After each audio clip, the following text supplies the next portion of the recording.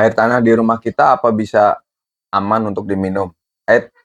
Jangan buru-buru atau jangan gegabah minum air tanah yang ada di rumah kita ya. Sebelum dipastikan kandungan-kandungan di dalam air tanahnya kita ketahui. Ini gue mau share salah satu proses di mana untuk memastikan air tanah aman untuk diminum atau enggak, itu sebaiknya melalui satu proses terlebih dahulu. Pertama, memastikan kandungan di dalam air tanahnya seperti apa, zat-zat yang ada di dalam, apakah kandungan besi, kemudian mangan, dan sebagainya. Terutama yang paling berbahaya, syarat prasyarat air minum, air yang aman diminum itu harus tidak boleh mengandung bakteri itu. Ini gue bantu klien untuk memastikan air tanahnya layak minum atau enggak. Pertama, siapin sampel. Setelah proses administrasi ya tentunya. Nih gue dari awal aja mungkin. Jadi setelah proses administrasi, biasanya dari pihak lab itu kirim semacam quotation, kemudian dia kirim kayak prasyaratnya lah. Jadi administrasi. Setelah beres dan kita melakukan transfer invoice yang udah mereka kirim, udah kita siapin sampelnya. Nah ini saya sedang melakukan persiapan sampel sebanyak 1,5 liter. Ya kurang lebih sebotol ini yang besar lah ya. Nah kemudian, nah ini gue dalam perjalanan langsung, jadi nggak lama-lama sampel itu gue masukin ke dalam botol. Nah langsung nyampe ke lab, salah satu lab lah yang terkenal.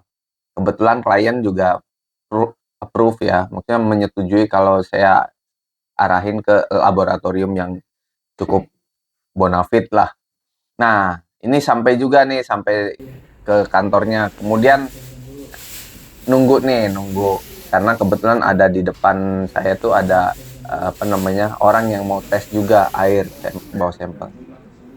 Prosesnya sih cukup nggak lama ya, di waktu kita ngasih sampel.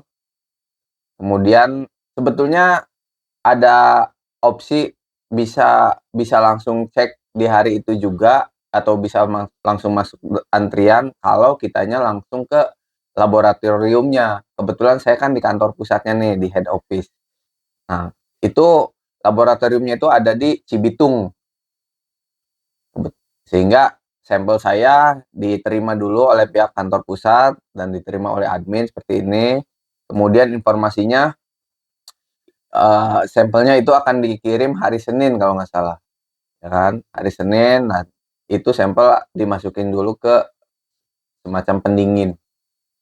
Nggak sampai dibekuin juga sih, pendingin. Nah, alhamdulillah nih saya proses kurang lebih 15 menit, tanda tangan, kemudian quotation juga tanda tangan basah, kemudian beberapa ketentuan-ketentuannya, sekitar 14 hari kerja katanya bisa keluar. Bisa diambil, bisa juga dikirim nih, guys. Nah, kebetulan biayanya nih gue spill aja. Biayanya itu sebesar 1 juta. Ya, lebih dikit lah. Nah, nih ada truknya. Jadi, buat kalian yang pengen oh iya, saya lupa. Itu nanti dijelaskan juga kandungan-kandungan yang yang akan diceknya.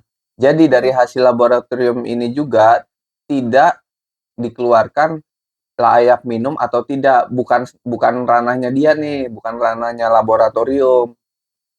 Yang mengeluarkan stempel layak minum atau tidak itu katanya sih melalui departemen terkait, misalkan Kemenkes atau Departemen Kesehatan di daerah masing-masing gitu. Jadi laboratorium ini hanya untuk menampilkan angka secara numerik kandungan besinya, mangan, zat-zat yang lain, apakah kandungan logam lain ada di dalam air itu, kemudian bakteri khususnya. Tapi yang jelas kata orang labnya juga, syarat air minum itu tidak boleh mengandung bakteri, alias 0 bakteri. Semoga informasi itu bermanfaat, informasi kali ini. Jadi pastikan air minum kita jangan langsung diminum karena efeknya akan berbahaya sekali. kalau kita nggak tahu kandungan di dalamnya. Ya, guys, sehat selalu dan tetap hidrasi tubuh dengan air putih. Dan jangan lupa pastikan air putihnya berantioksidan, akan melindungi kita dari radikal bebas yang jahat. Sehat selalu.